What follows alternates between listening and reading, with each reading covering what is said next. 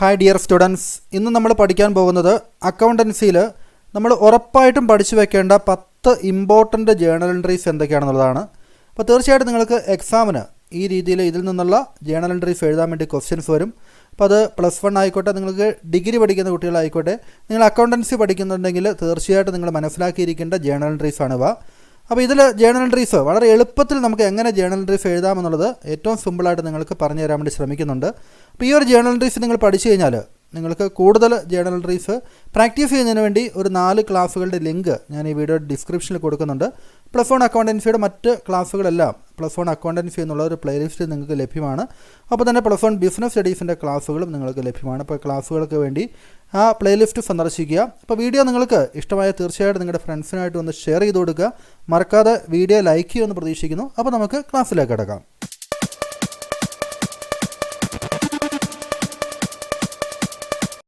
നോക്കുക, നമ്മൾ പഠിച്ചിരിക്കേണ്ട 10 journal entries ഏതൊക്കെയാണ് എന്നുള്ളത് ഞാൻ ആദ്യം ഒന്ന് കാണിച്ചു തരാം. അപ്പോൾ ഒന്നാമത് നമ്മൾ പഠിക്കുന്നത് സ്റ്റാർട്ടഡ് ബിസിനസ് വിത്ത് ക്യാഷ്. നമ്മൾ ഏതൊരു ജേണൽ എൻട്രിയിലും ആദ്യം പഠിക്കുന്നതാണല്ലേ. അപ്പോൾ തെറ്റുകൂടാതെ അത് എങ്ങനെയാണ് എഴുതുന്നത് പഠിക്കണം. അതുകൂടാതെ പർച്ചേസ്ഡ് ഫർണിച്ചർ ഫോർ ക്യാഷ്. നമ്മളൊരു ഫിക്സഡ് അസറ്റാണ് ക്യാഷ് കൊടുത്ത് വാങ്ങിക്കുന്നതെങ്കിൽ എന്തൊക്കെയാണ് അതിലെ ഡെബിറ്റ് ആസ്പെക്റ്റും ക്രെഡിറ്റ് ആസ്പെക്റ്റും എങ്ങനെയാണ് നമ്മളത് ജേണൽ എൻട്രി ആയിട്ട് എഴുതുക. Then purchased goods for cash. നമ്മൾ ഈ ഫർണിച്ചർ ഫിക്സഡ് അസറ്റ് വാങ്ങിക്കുമ്പോഴും ഗുഡ്സ് നമ്മൾ പർച്ചേസ് ചെയ്യുമ്പോഴും അത് ജേണൽ എൻട്രിയിൽ വ്യത്യാസമുണ്ട്. ആ വ്യത്യാസം മനസ്സിലാക്കി പഠിക്കുന്നതിന് വേണ്ടിയാണ് അടുത്തടുത്തായിട്ട് ഈ ഒരു ജേണൽ എൻട്രി ഇവിടെ നൽകിയിരിക്കുന്നത്. Then purchased goods on credit from Rakesh. കടമായിട്ടാണ് ഗുഡ്സ് വാങ്ങിക്കുന്നതെങ്കിൽ പർച്ചേസ്ഡ് ഗുഡ്സ് ഓൺ ക്രെഡിറ്റ്, അങ്ങനെയാണെങ്കിൽ ജേണൽ എൻട്രി എങ്ങനെ വരും. Then sold goods for cash. ക്യാഷിന് ഗുഡ്സ് നമ്മൾ വിൽക്കുമ്പോൾ ഇവിടെ നമ്മൾ വാങ്ങിക്കുകയായിരുന്നെങ്കിൽ ഇവിടെ ഗുഡ്സ് വിൽക്കുകയാണല്ലേ, അത് ക്യാഷിനാണ്, അങ്ങനെയാണെങ്കിൽ ജേണൽ എൻട്രി എങ്ങനെ. Purchased machinery for cash. മറ്റൊരു ഫിക്സഡ് അസറ്റാണ് നമ്മൾ വാങ്ങിക്കുന്നതെങ്കിൽ അത് ക്യാഷ് കൊടുത്താണ് വാങ്ങിക്കുന്നതെങ്കിൽ ജേണൽ എൻട്രി എങ്ങനെ. Sold goods on credit to Ali. നമ്മൾ ഗുഡ്സ് നമ്മൾ കടമായിട്ട് വിൽക്കുകയാണെങ്കിൽ എന്താണ് ജേണൽ എൻട്രി. പെയ്ഡ് സാലറി കൊടുക്കുമ്പോൾ എന്താണ് ജേണൽ എൻട്രി. റിസീവ്ഡ് ഇൻട്രസ്റ്റ് കിട്ടുമ്പോൾ എന്താണ് journal entry. Received cash from Ali. ഒരാളിൽ നിന്ന് നമുക്ക് ക്യാഷ് ലഭിക്കുമ്പോൾ എന്താണ് ജേണൽ എൻട്രി. അപ്പോൾ ഇതാണ് ഏറ്റവും പ്രധാനപ്പെട്ട 10 ജേണൽ എൻട്രീസ് നിങ്ങൾ പഠിച്ചിരിക്കേണ്ടത്. അപ്പോൾ നിങ്ങളത് 1 by 1 ആയിട്ട് നമുക്ക് ഓരോന്നായിട്ടത് സോൾവ് ചെയ്യാൻ വേണ്ടി ശ്രമിക്കാം. അപ്പോൾ ആദ്യം തന്നെ started business with cash 1 lakh. ഈ ഒരു ജേണൽ എൻട്രി എങ്ങനെയാണ് എഴുതേണ്ടത് എന്നുള്ളത് മനസ്സിലാക്കുന്ന മുമ്പായിട്ട് നമുക്ക് ജേണൽ എൻട്രി എഴുതുമ്പോൾ നമുക്ക് പഠിച്ചിരിക്കേണ്ട കുറച്ച് ചെറിയ റൂളുകൾ നമുക്കുണ്ട്. അതായത് നമുക്കറിയാം asset, liabilities, capital, expense, income, ഇങ്ങനെ 5 അക്കൗണ്ടുകളായിട്ടാണ് നമ്മൾ അക്കൗണ്ടുകൾ തരംതിരിച്ചിരിക്കുന്നത് അല്ലേ. അക്കൗണ്ടുകൾ 5 വിധമുണ്ട്. നമ്മൾ പറഞ്ഞിരിക്കുന്ന ബിസിനസ് ട്രാൻസാക്ഷനിൽ 2 എലമെൻറ്റുകൾ, 2 അക്കൗണ്ടുകൾ നമ്മൾ തിരിച്ചറിയണം. ഈ അക്കൗണ്ടുകൾ ഈ പറഞ്ഞിരിക്കുന്ന അസറ്റിൽ പെടുന്നതാണോ, ലയബിലിറ്റീസ് പെടുന്നതാണോ, ക്യാപിറ്റലിൽ പെടുന്നതാണോ, എക്സ്പെൻസിൽ പെടുന്നതാണോ, ഇൻകത്തിൽ പെടുന്നതാണോ നമ്മൾ അറിഞ്ഞിരിക്കണം അല്ലേ. നമ്മുടെ കഴിഞ്ഞ ക്ലാസ്സിൽ അക്കൗണ്ടിങ് ഇക്വേഷൻ്റെ ക്ലാസ്സിൽ നമ്മൾ പഠിച്ചിരുന്നു ഏതൊക്കെയാണ് അസറ്റ്സ് എന്ന്, ഏതൊക്കെയാണ് ലയബിലിറ്റീസ്, അതിൻ്റെ ഒരു പട്ടിക കാണിച്ചു തന്നിരുന്നു അല്ലേ. അതിൽ പറഞ്ഞിരിക്കുന്ന പോലെ അത് നിങ്ങൾ തിരിച്ചറിഞ്ഞിരിക്കണം. ഒരു ഐറ്റം കണ്ടു കഴിഞ്ഞാൽ അത് ക്യാഷ് എന്ന് കണ്ടു കഴിഞ്ഞാൽ അത് അസറ്റാണ് തിരിച്ചറിയണം അല്ലേ. സാലറി എന്ന് കണ്ടു കഴിഞ്ഞാൽ അത് എക്സ്പെൻസ് ആണെന്ന് തിരിച്ചറിയണം. അപ്പോൾ അതിനുവേണ്ടി അതൊന്ന് നന്നായിട്ട് പഠിച്ചു വയ്ക്കുക. അതിനുശേഷം ഈ ഒരു റൂളുകൾ നമുക്ക് അസറ്റ് ഇൻക്രീസ് ചെയ്യുകയാണെങ്കിൽ ഡെബിറ്റ് ചെയ്യണം, അസറ്റ് ഡിക്രീസ് ചെയ്യുകയാണെങ്കിൽ ക്രെഡിറ്റ് ചെയ്യണം. അപ്പോൾ ആ രീതിയിലുള്ള റൂളുകൾ എങ്ങനെയാണ് എളുപ്പത്തിൽ ഇത് പഠിച്ചു വയ്ക്കുക എന്നുള്ളത് ഞാൻ പറഞ്ഞുതരാം. അപ്പോൾ നിങ്ങൾക്ക് ആദ്യം കാണുമ്പോൾ അസറ്റ് ഇൻക്രീസ് ചെയ്യുമ്പോൾ ഡെബിറ്റ് ചെയ്യണം, ഡിക്രീസ് ചെയ്യുമ്പോൾ ക്രെഡിറ്റ് ചെയ്യണം, അതൊക്കെ മാറിപ്പോകുമോ എന്നുള്ള സംശയമൊക്കെ വരാം. അപ്പോൾ മാറിപ്പോകേണ്ട ആവശ്യമില്ല. മാറിപ്പോകാതെ തന്നെ കൃത്യമായിട്ട് പഠിച്ചു വെക്കേണ്ട കാര്യങ്ങൾ പറഞ്ഞുതരാം. അപ്പോൾ ഇങ്ങനെ നിങ്ങളുടെ അക്കൗണ്ടൻസി ബേസ് ഉറപ്പിച്ച് റൂള് കറക്റ്റായിട്ട് മനസ്സിലാക്കി പഠിക്കുകയാണെങ്കിൽ തീർച്ചയായിട്ടും അക്കൗണ്ടൻസിയെ നിങ്ങൾ ഇഷ്ടപ്പെട്ടു തുടങ്ങും.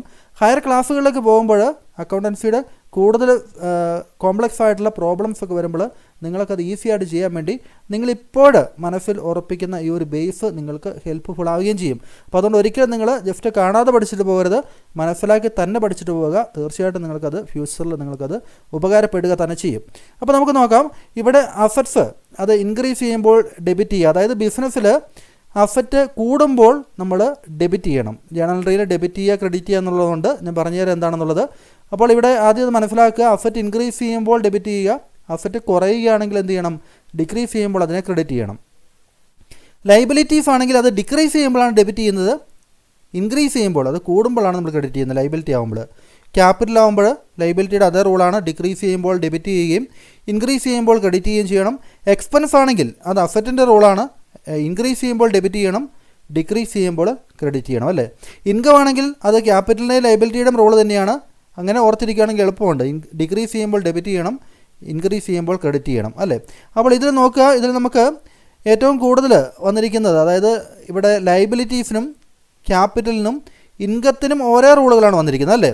ഈ ഒരു 3 കാര്യങ്ങൾക്ക് ഓരോ റൂൾ. ലയബിലിറ്റി ആണെങ്കിലും ക്യാപിറ്റൽ ആണെങ്കിലും ഇൻകം ആണെങ്കിലും എന്ത് ചെയ്യണം, അങ്ങനെ ഓർത്തിരിക്കുക, ഡിക്രീസ് ചെയ്യുമ്പോൾ ഡെബിറ്റ് ചെയ്യുകയും ഇൻക്രീസ് ചെയ്യുമ്പോൾ ക്രെഡിറ്റ് ചെയ്യുകയും ചെയ്യും അല്ലേ. അതുപോലെ തന്നെ അസറ്റ്സും ഒപ്പം തന്നെ എക്സ്പെൻസും അല്ലേ. ഇതിന് രണ്ടിനും ഓരോ റൂളാണ്. ഇത് രണ്ടും ഇൻക്രീസ് ചെയ്യുമ്പോൾ ഡെബിറ്റ് ചെയ്യുകയും ഡിക്രീസ് ചെയ്യുമ്പോൾ ക്രെഡിറ്റ് ചെയ്യുക ചെയ്യുക.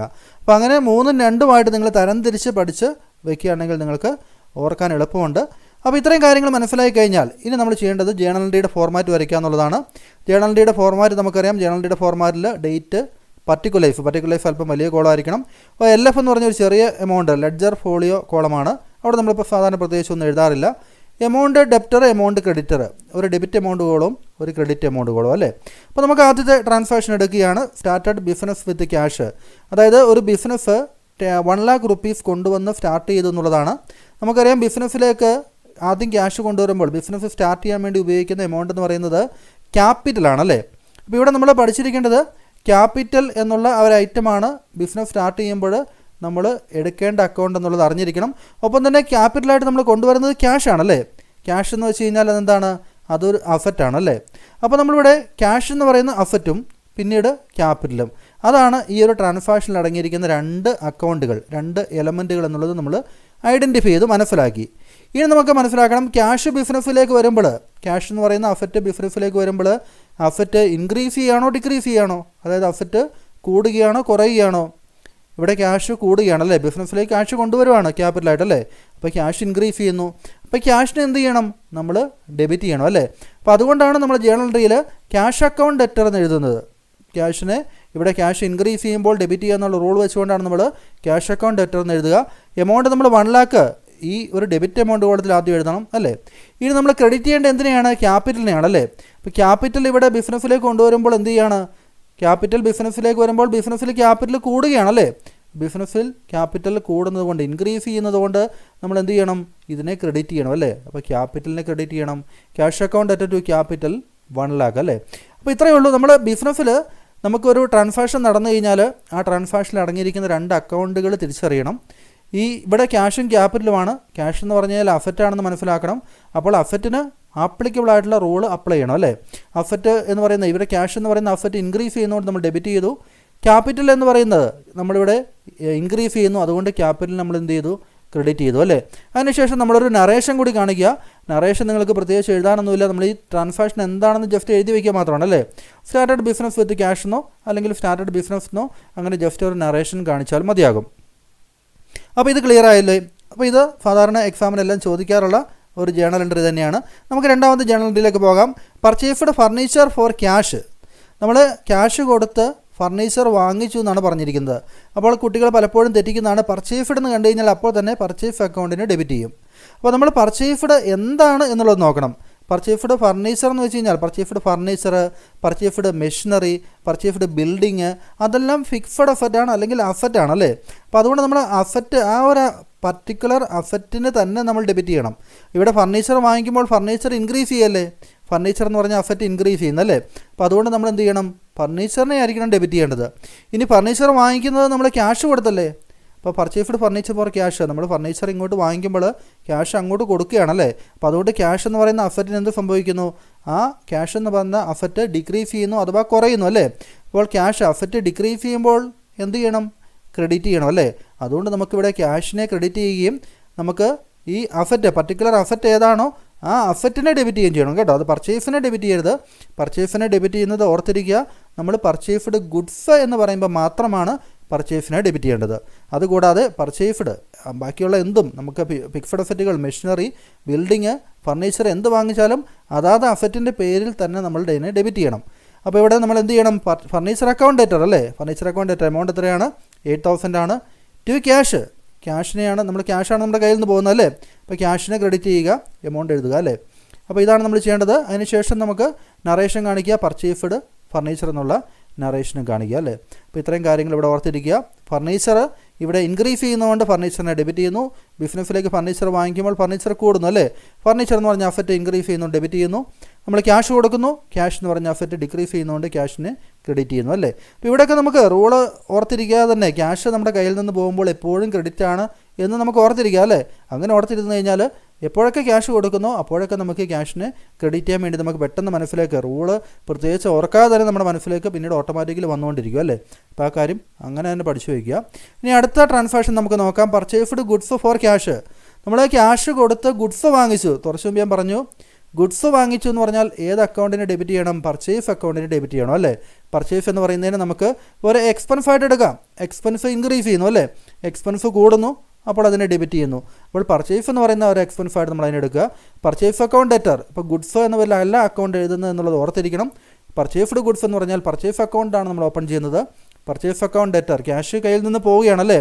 അപ്പോൾ നമ്മൾ എന്ത് ചെയ്യണം? പർച്ചേസ് അക്കൗണ്ട് ഡെറ്റർ ക്യാഷ് എന്ന് പറഞ്ഞുകൊണ്ട് ക്രെഡിറ്റ് ചെയ്യണം അല്ലേ. ക്യാഷ് കുറയുന്നതുകൊണ്ട്, ക്യാഷ് എന്ന് പറയുന്ന അസറ്റ് കുറയുന്നതുകൊണ്ട് അതിനെ നമ്മൾ ക്രെഡിറ്റ് ചെയ്യുക. പർച്ചേസ്ഡ് ഗുഡ്സ് എന്ന് നറേഷനും കാണിക്കുക അല്ലേ. അടുത്തതായിട്ട് നമ്മൾ പറയുന്നത് നാലാമത്തെ ട്രാൻസാക്ഷൻ അല്ലേ. നാലാമത്തെ ട്രാൻസാക്ഷനിൽ പർച്ചേസ്ഡ് ഗുഡ്സ് ഓൺ ക്രെഡിറ്റ്, കടമായിട്ട് ഗുഡ്സ് വാങ്ങിച്ചു എന്നാണ്. അപ്പോൾ പർച്ചേസ്ഡ് ഗുഡ്സ് എന്ന് വെച്ച് കഴിഞ്ഞാൽ എപ്പോഴും നമ്മൾ എന്ത് ചെയ്യണം? പർച്ചേസിനെ തന്നെ നമ്മൾ ഡെബിറ്റ് ചെയ്യണം അല്ലേ. പർച്ചേസ്ഡ് ഗുഡ്സ് എന്ന് വെച്ച് കഴിഞ്ഞാൽ പർച്ചേസിനെ ഡെബിറ്റ് ചെയ്യണം. ക്യാഷ് കൊടുത്താൽ വാങ്ങിച്ചെങ്കിൽ ക്യാഷിനെ ക്രെഡിറ്റ് ചെയ്യണം. കടമായിട്ടാണ് വാങ്ങിച്ചിരിക്കുന്നതെങ്കിൽ നമ്മൾ എന്ത് ചെയ്യണം? ആരിൽ നിന്നാണോ കടമായിട്ട് വാങ്ങിച്ചത് അയാളുടെ പേര് തന്നിട്ടുണ്ടാവും, ആ പേരിൽ നമ്മൾ ക്രെഡിറ്റ് ചെയ്യണം അല്ലേ. അപ്പോൾ ജേണലിൻ്റെ എങ്ങനെ വരും? Purchase account debtor to Rakesh എന്ന് വരും അല്ലേ. അപ്പോൾ ഇതിന് ആപ്ലിക്കബിൾ ആയിട്ടുള്ള റൂൾ എന്ന് വെച്ചാൽ എന്താണ്? പർച്ചേസ് ഇൻക്രീസ് ചെയ്യുന്നു, പർച്ചേസ് എന്ന് പറഞ്ഞ എക്സ്പെൻസ് ഇൻക്രീസ് ചെയ്യുന്നു, ഡെബിറ്റ് ചെയ്തു. എന്തുകൊണ്ടാണ് രാകേഷിനെ നമ്മൾ ക്രെഡിറ്റ് ചെയ്യാൻ കാരണം? നമ്മൾ ഗുഡ്സ് കടമായിട്ട് വാങ്ങിക്കുമ്പോൾ രാകേഷിന് നമ്മൾ അങ്ങോട്ട് ക്യാഷ് കൊടുക്കാനുണ്ടല്ലേ. അപ്പോൾ രാകേഷിന് ക്യാഷ് കൊടുക്കാനുള്ളപ്പോൾ രാകേഷ് എന്ന് പറയുന്ന വ്യക്തി നമ്മളെ സംബന്ധിച്ചോളം ആരാണ്? ക്രെഡിറ്ററാണ് അല്ലേ. ക്യാഷ് അങ്ങോട്ട് കൊടുക്കാൻ ആർക്കാണോ കൊടുക്കാനുള്ളത് അയാളാണ് നമ്മളെ സംബന്ധിച്ചോളം ബിസിനസ്സിൻ്റെ ക്രെഡിറ്റർ എന്ന് പറയുന്നത്.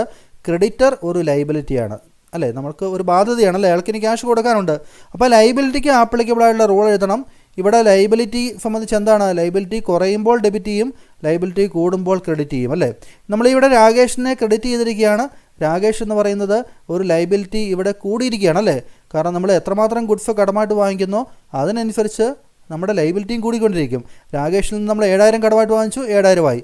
അടുത്ത ദിവസം നമ്മൾ 10000 കടമായിട്ട് ഗുഡ്സ് വാങ്ങിച്ചു, അത് 7000ൻ്റെ കൂടെ 10000 കൂട്ടി 17000 ആയിട്ട് കടമായി മാറും അല്ലേ. അപ്പോൾ അതുകൊണ്ട് ഗുഡ്സ് കടമായിട്ട് വാങ്ങിക്കും തോറും ക്രെഡിറ്റേഴ്സ് എന്ന് പറഞ്ഞ ലൈബിലിറ്റി ഇൻക്രീസ് ചെയ്യുകയാണ്. അങ്ങനെ ഇൻക്രീസ് ചെയ്യുന്നതുകൊണ്ട് നമ്മളിവിടെ രാകേഷിനെ ക്രെഡിറ്റ് ചെയ്തു. ഓക്കെ, അപ്പോൾ അതുകൊണ്ട് പർച്ചേസ്ഡ് ഗുഡ്സ് ഓൺ ക്രെഡിറ്റ് എന്ന് പറഞ്ഞ നറേഷൻ കൂടി കാണിക്കുക. അപ്പോൾ ഇതുപോലെ നിങ്ങൾ ബേസ് ഉറപ്പിച്ച് അടിസ്ഥാനം മനസ്സിലാക്കി പഠിക്കണം. ഒരിക്കലും നിങ്ങൾ മനഃപ്പാടമാക്കി പഠിക്കാൻ വേണ്ടി ശ്രമിക്കരുത് കേട്ടോ. അപ്പോൾ ഇത്രയും പഠിച്ചു കഴിഞ്ഞാൽ നിങ്ങൾക്ക് ഞാൻ പറഞ്ഞ പോലെ തന്നെ അക്കൗണ്ടൻസി വളരെ ഇൻട്രസ്റ്റിംഗ് ആയിട്ടുള്ളൊരു സബ്ജക്റ്റായിട്ട് നിങ്ങൾക്ക് ഫീൽ ചെയ്യും. അടുത്തത് അഞ്ചാമത്തതാണ് സോൾഡ് ഗുഡ്സ് ഫോർ ക്യാഷ്. നമ്മൾ ഗുഡ്സ് വിൽക്കുകയാണ് ഇവിടെ അല്ലേ, ഇവിടെ വാങ്ങിക്കുകയല്ല. ഗുഡ്സ് വിൽക്കുമ്പോൾ സെയിൽസ് എന്ന് പറയുന്ന അക്കൗണ്ടിനാണ് ക്രെഡിറ്റ് ചെയ്യേണ്ടത്. ഗുഡ്സ് വിൽക്കുമ്പോൾ നമ്മൾ മറ്റേതെങ്കിലും മെഷീനറി, ഫർണിച്ചർ അതൊക്കെ വിൽക്കുമെങ്കിൽ നമ്മൾ ആ ഒരു അസറ്റിനെ തന്നെ നമ്മൾ ക്രെഡിറ്റ് ചെയ്യും. ഇവിടെ നമ്മൾ ഗുഡ്സ് വിൽക്കുമ്പോൾ ഓർത്തിരിക്കുക സെയിൽസിനെ തന്നെ നമുക്ക് ക്രെഡിറ്റ് ചെയ്യേണ്ടതുണ്ട്. സെയിൽസ് എന്ന് വെച്ച് കഴിഞ്ഞാൽ എന്താണ് ഇവിടെ? സെയിൽസ് ഒരു ഇൻകമായിട്ട് കരുതുക. ഗുഡ്സ് വിൽക്കുമ്പോൾ അല്ലേ, ഗുഡ്സ് വിൽക്കുന്നു, നമ്മളെ സംബന്ധിച്ച് ഒരു ഇൻകമാണ്. ഇൻകം ഇൻക്രീസ് ചെയ്യുമ്പോൾ നമ്മൾ എന്ത് ചെയ്യും? അതിനെ ക്രെഡിറ്റ് ചെയ്യും. ഇൻകം ഡിക്രീസ് ചെയ്യുമ്പോൾ നമ്മൾ എന്ത് ചെയ്യും? അതിനെ ഡെബിറ്റ് ചെയ്യും അല്ലേ. അപ്പോൾ ഇവിടെ ഇൻകം ഇൻക്രീസ് ചെയ്യല്ലേ ചെയ്തിരിക്കുന്നത്, സെയിൽസ് നടത്തി സെയിൽസ് കൂടുന്നു അല്ലേ, സെയിൽസ് കൂടുന്നു, അതുകൊണ്ട് നമ്മൾ സെയിൽസിനെ ക്രെഡിറ്റ് ചെയ്യണം. ക്യാഷിനാണ് വിൽക്കുന്നത് അല്ലേ, ക്യാഷിനാണ് വിൽക്കുന്നതുകൊണ്ട് ക്യാഷ് എന്ന് പറയുന്ന അസറ്റ് ഇൻക്രീസ് ചെയ്യുന്നു, അസറ്റിനെ നമ്മൾ ഡെബിറ്റ് ചെയ്യുന്നു അല്ലേ. അപ്പോൾ cash account debtor cash increase ചെയ്യുന്നതുകൊണ്ട് ഗുഡ്സ് ക്യാഷിന് വിറ്റു, ക്യാഷ് ഇൻക്രീസ് ചെയ്യുന്നു, നമ്മൾ ക്യാഷിനെ ഡെബിറ്റ് ചെയ്യുന്നു. നമ്മുടെ സെയിൽസ് എന്ന് പറയുന്ന ഇൻകം ഇൻക്രീസ് ചെയ്യുന്നു, സെയിൽസിനെ ക്രെഡിറ്റ് ചെയ്യുന്നു അല്ലേ. നമ്മളിവിടെ കടമായിട്ടാണ് വിൽക്കുന്നതെങ്കിലോ, കടമായിട്ടാണ് വിൽക്കുന്നതെങ്കിൽ ഇത്രേ ഉള്ളൂ, സെയിൽസിന് തന്നെ ക്രെഡിറ്റ് വരും. കടമായിട്ടാണ് വിൽക്കുന്നതെങ്കിൽ ആർക്കാണോ വിൽക്കുന്നത് ആ ഡെപ്റ്റർ എന്ന് പറയുന്ന അസറ്റ് ഇവിടെ ഇൻക്രീസ് ചെയ്യും അല്ലേ. അപ്പോൾ അതുകൊണ്ട് അയാളുടെ പേര് നമ്മളിവിടെ എഴുതി വെക്കേണ്ടി വരും ക്യാഷിന് പകരം. അത്രയേ ഉള്ളൂ. നമ്മളത് അടുത്ത ജേണൽ എൻട്രിയിൽ കാണും. പർച്ചേസ്ഡ് മെഷീനറി ഫോർ ക്യാഷ് അല്ലേ, ഇവിടെ മെഷീനറി കടമായിട്ട് ഇവിടെ മെഷീനറി ക്യാഷ് കൊടുത്ത് വാങ്ങിക്കുന്നതാണ് അടുത്ത ജേണൽ എൻട്രി. ഓക്കെ, അപ്പോൾ മെഷീനറി ക്യാഷ് കൊടുത്ത് വാങ്ങിക്കുമ്പോൾ നമ്മൾ കുറച്ച് മുമ്പ് കണ്ടിരുന്നു വേറൊരു അസറ്റ് വാങ്ങിക്കുന്നത്. അത്രയേ ഉള്ളൂ. ഇവിടെ മെഷീനറി വാങ്ങിക്കുമ്പോൾ മെഷീനറി എന്ന് പറയുന്ന അസറ്റിനെ നമ്മൾ ഡെബിറ്റ് ചെയ്യണം. ഒപ്പം തന്നെ ക്യാഷ് നമ്മുടെ കയ്യിൽ നിന്ന് പോകുന്നതുകൊണ്ട് machinery account at to cash അല്ലേ, ക്യാഷ് എന്ന് പറയുന്ന അസറ്റ് കുറയുന്നു, അതിനെ നമ്മൾ ക്രെഡിറ്റ് ചെയ്യുന്നു. ഓക്കെ, ഇത് നമ്മൾ ആദ്യം ചെയ്ത പോലത്തെ ജേണൽ എൻട്രിയാണ്. ഇനി മറ്റൊരു ജേണൽ എൻട്രി നോക്കാം. Sold goods on credit to Ali. നമുക്ക് ഇവിടെ കടമായിട്ട് ഗുഡ്സ് നമ്മൾ അലിക്ക് നൽകുകയാണല്ലേ. അലി എന്ന് പറഞ്ഞു കഴിഞ്ഞാൽ നമുക്കറിയാം ഗുഡ്സ് കടമായിട്ട് വിൽക്കുമ്പോൾ അയാളെ സംബന്ധിച്ച് നമ്മൾ ക്യാഷ് ഇങ്ങോട്ട് തരാനുള്ള വ്യക്തിയാണല്ലേ. തരാനുള്ള വ്യക്തി ഫണ്ട്രി ഡെപ്റ്ററാണ് അല്ലെങ്കിൽ ഡെപ്റ്ററാണ്. ഡെപ്റ്റർ ഒരു അസറ്റാണ്. അപ്പോൾ ഇവിടെ ഗുഡ്സ് കടമായിട്ട് വിൽക്കുമ്പോൾ അസറ്റ് ഇൻക്രീസ് ചെയ്യുന്നു. അലി എന്ന് പറയുന്ന അസറ്റ് ഇൻക്രീസ് ചെയ്യുന്നു അല്ലേ, ഡെപ്റ്റർ എന്ന് പറയുന്ന അസറ്റ് ഇൻക്രീസ് ചെയ്യുന്നു. അതുകൊണ്ട് അലിയെ നമ്മളിവിടെ ഡെബിറ്റ് ചെയ്യുന്നു അല്ലേ. അലി അക്കൗണ്ട് ഡെറ്റർ എന്നാകും. Ali account debtor to sales sold goods എന്നാണല്ലേ. അപ്പോൾ എപ്പോഴും സെയിൽസിന് തന്നെയാണ് ക്രെഡിറ്റ് വരിക. Ali account at to sales 6000 അല്ലേ, സോൾഡ് ഗുഡ്സ് ഓൺ ക്രെഡിറ്റ്. അപ്പോൾ ഇങ്ങനെ റൂൾ അപ്ലൈ ചെയ്തുകൊണ്ട് ഇതേ രീതിയിൽ ചെയ്ത് പഠിക്കുക. അടുത്തത് 8ാമത്താണ് പെയ്ഡ് സാലറി. സാലറി എന്ന് പറയുമ്പോൾ salary, paid salary, paid rent, paid interest, paid commission. അപ്പോൾ അതുപോലുള്ള കാര്യങ്ങളെല്ലാം എന്താണ്, അതെല്ലാം എക്സ്പെൻസ് ആണെന്നുള്ളത് മനസ്സിലാക്കുക. എക്സ്പെൻസ് ഇൻക്രീസ് ചെയ്യാണ്, സാലറി കൊടുക്കുന്നതോറും സാലറി ഇൻക്രീസ് ചെയ്യും അല്ലേ. സാലറി 4000 കൊടുത്തു, 4000 രൂപ സാലറി പിന്നീട് 5000 കൊടുത്തു, അപ്പോൾ എത്രയായി, 9000 ആയി. അപ്പോൾ അങ്ങനെ സാലറി കൊടുക്കുന്തോറും സാലറി ഇൻക്രീസ് ചെയ്യുകയാണ്. അപ്പോൾ ഇവിടെ സാലറി എക്സ്പെൻസ് ഇൻക്രീസ് ചെയ്യുമ്പോൾ എന്ത് ചെയ്യണം, ഡെബിറ്റ് ചെയ്യണം. അപ്പോൾ അതുകൊണ്ട് നമ്മൾ ജേണൽ എൻട്രിയിൽ എഴുതും സാലറി അക്കൗണ്ട് ഡെറ്റർ അല്ലേ, സാലറി അക്കൗണ്ട് ഡെറ്റർ 4000. ഈ പെയ്ഡ് സാലറി എന്ന് പറഞ്ഞു കഴിഞ്ഞാൽ എത്ര രൂപയാണ്, 4000 രൂപ കൊടുത്തു അല്ലേ. അപ്പോൾ ക്യാഷ് ആയിട്ടാണ് കൊടുക്കുക. അപ്പോൾ ക്യാഷ് എന്ന് പറഞ്ഞാൽ എന്താണ്, ഒരു അസറ്റാണ്. അപ്പോൾ ക്യാഷ് നമ്മുടെ കയ്യിൽ നിന്ന് കുറയല്ലേ. അപ്പോൾ ക്യാഷിന് നമ്മൾ എന്ത് ചെയ്യണം, ക്രെഡിറ്റ് ചെയ്യണം. Salary account debtor to cash 4000. അപ്പോൾ നറേഷനായിട്ട് പെയ്ഡ് സാലറി, അങ്ങനെ സിമ്പിളായിട്ട് നറേഷൻ എഴുതിയാൽ മതി. നമുക്ക് 9ാമത്തെ ജേണൽ എൻട്രി നോക്കാം. റിസീവ്ഡ് ഇൻട്രസ്റ്റ് കിട്ടി, പലിശ കിട്ടി എന്നാണ് പറയുന്നത് അല്ലേ. നമ്മൾ കുറച്ച് മുമ്പ് ഒരു എക്സ്പെൻസ് കൊടുത്ത കേസല്ലേ പറഞ്ഞത്, ഇവിടെ നമുക്കൊരു ഇൻകം കിട്ടുന്ന കേസാണല്ലേ. ഇൻട്രസ്റ്റ് റിസീവ്ഡ് എന്ന് വെച്ച് കഴിഞ്ഞാൽ ഇങ്ങോട്ട് കിട്ടുന്നതാണ്, നമ്മളെ സംബന്ധിച്ച് ഇൻകമാണ്. അപ്പോൾ ഇൻകത്തിൻ്റെ റൂൾ നമ്മളവിടെ അപ്ലൈ ചെയ്യണം അല്ലേ. ഇൻകം എന്ന് വെച്ച് കഴിഞ്ഞാൽ അത് ഇൻക്രീസ് ചെയ്യുമ്പോൾ നമ്മൾ എന്ത് ചെയ്യണം, അതിനെ ക്രെഡിറ്റ് ചെയ്യണം അല്ലേ. ഇൻകം നമുക്ക് ഇൻക്രീസ് ചെയ്യുകയാണ് ഇവിടെ സംബന്ധിച്ചിരിക്കുന്നത്, കാരണം ഇൻട്രസ്റ്റ് നമുക്ക് കിട്ടുവാണ് ഇത് അല്ലേ. അപ്പോൾ അതുകൊണ്ട് ഇൻട്രസ്റ്റ് നമ്മൾ ക്രെഡിറ്റ് ചെയ്യണം. എന്തായിട്ടാണ് കിട്ടിയത്, ക്യാഷ് എന്ന് പറയുന്ന അസറ്റായിട്ടാണ് അല്ലേ. അസറ്റ് ഇൻക്രീസ് ചെയ്യുമ്പോൾ ആ ക്യാഷിന് നമ്മൾ എന്ത് ചെയ്യണം, ഡെബിറ്റ് ചെയ്യണം. അപ്പോൾ എന്ത് വരും journal entry, cash account debtor to interest എന്ന ജേണൽ എൻട്രി വരുന്നത് അല്ലേ. ഒന്നുകൂടെ പറയാം എന്തുകൊണ്ടാണിത് ഡെബിറ്റും ക്രെഡിറ്റും ചെയ്യാനുള്ള കാരണം, ക്യാഷ് എന്ന് പറയുന്ന അസറ്റ് ഇൻക്രീസ് ചെയ്യുന്നതുകൊണ്ട് ഡെബിറ്റ് ചെയ്തു, ഇൻട്രസ്റ്റ് എന്ന് പറയുന്ന ഇൻകം അത് ഇൻക്രീസ് ചെയ്യുന്നതുകൊണ്ട് നമ്മൾ എന്ത് ചെയ്തു, ക്രെഡിറ്റ് ചെയ്തല്ലേ. ഇൻകത്തിൻ്റെ റൂള് ഇൻക്രീസ് ചെയ്യുമ്പോൾ ക്രെഡിറ്റ് അല്ലേ ചെയ്യേണ്ടത്, അതുകൊണ്ടാണ് നമ്മളതിനെ ക്രെഡിറ്റ് ചെയ്തിരിക്കുന്നത്. ഇനി 10ാമത്തെ journal entry, last journal entry, received cash from Ali. നമ്മൾ അലിക്ക് ഗുഡ്സ് നേരത്തെ കടമായിട്ട് കൊടുത്തിരുന്നു. അലി നമുക്ക് ക്യാഷ് തരാനുണ്ടായിരുന്നു 6000 മറ്റോ, നമ്മൾ 4500 അയാൾ തന്നിട്ടുണ്ട്. അപ്പോൾ ക്യാഷ് കിട്ടുമ്പോൾ എന്ത് ചെയ്യണം, ക്യാഷ് എന്ന് പറയുന്ന അസറ്റിനെ ഡെബിറ്റ് ചെയ്യണം. ക്യാഷ് കിട്ടുവാണല്ലേ, ക്യാഷ് അക്കൗണ്ട് ഡെറ്റർ എപ്പോഴും ക്യാഷ് കിട്ടുമ്പോൾ നമ്മൾ ഡെബിറ്റ് ചെയ്യുകയാണല്ലേ. ക്യാഷ് ഇൻട്രസ്റ്റ് ഇൻകമായിട്ട് കിട്ടിയാലും വേറൊരു തരാനുള്ള ആൾ ഡെപ്റ്റർ ക്യാഷ് തന്നാൽ എന്ത് ചെയ്യണം, ആ ഒരു ക്യാഷിനെ നമ്മൾ ഡെബിറ്റ് ചെയ്യണം അല്ലേ. Cash account debtor 4500 to Ali. അലീനെ നമ്മൾ ക്രെഡിറ്റ് ചെയ്യുന്നു അല്ലേ. എന്തുകൊണ്ടായിരിക്കാം അലീനെ ഇവിടെ ക്രെഡിറ്റ് ചെയ്യുക, അലിക്ക് നമ്മൾ ഗുഡ്സ് കടമായിട്ട് വിറ്റപ്പോൾ അലി എന്ന് പറയുന്ന ഡെപ്റ്റർ അസറ്റ് ഇൻക്രീസ് ചെയ്തുകൊണ്ട് നമ്മൾ ഡെബിറ്റ് ചെയ്തിരുന്നു.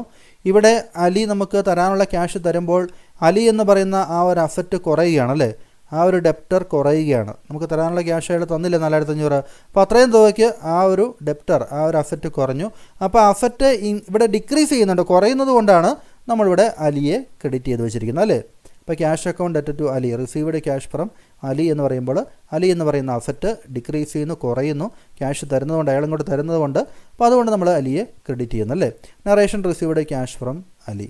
അപ്പോൾ ഇതേ രീതിയിലാണ് ജേണൽ എൻട്രികൾ പഠിക്കേണ്ടത്. അപ്പോൾ ഞാൻ ആദ്യം പറഞ്ഞ പോലെ നിങ്ങൾക്ക് ഇത്രയും ജേണൽ എൻട്രികൾ നന്നായിട്ട് മനസ്സിലായിട്ടുണ്ടെങ്കിൽ ഇതേ രീതിയിൽ തന്നെ റൂൾ അപ്ലൈ ചെയ്തുകൊണ്ട് നമ്മൾ ധാരാളം ജേണൽ എൻട്രീസ് അടങ്ങിയിരിക്കുന്നത്, അതിൽ ബാങ്കിങ് ജേണൽ എൻട്രീസ്, ഒപ്പം തന്നെ കോമ്പൗണ്ട് ജേണൽ എൻട്രീസ്, ഒന്നിൽ കൂടുതൽ ഡെബിറ്റും ക്രെഡിറ്റും വരുന്ന ജേണൽ എൻട്രീസ് ഉൾപ്പെടെയുള്ള ജേണൽ എൻട്രിയുടെ 4ഓളം ക്ലാസ്സുകൾ ചെയ്തിട്ടുണ്ട്.